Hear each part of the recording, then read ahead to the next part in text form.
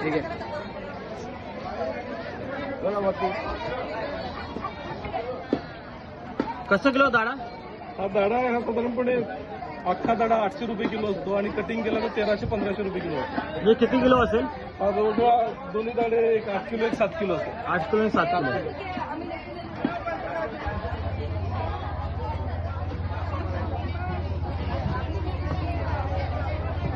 आणि याच्यात हा छोटा आलाय.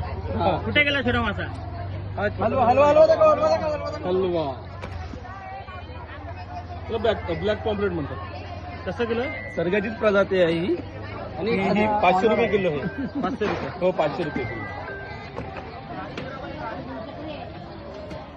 खायला सातपाटीला आम्ही याला खाजरी म्हणतो आणि ही हावड्याला जास्त चालते. हावड्याला याचं नाव बेटकी म्हणून असतं.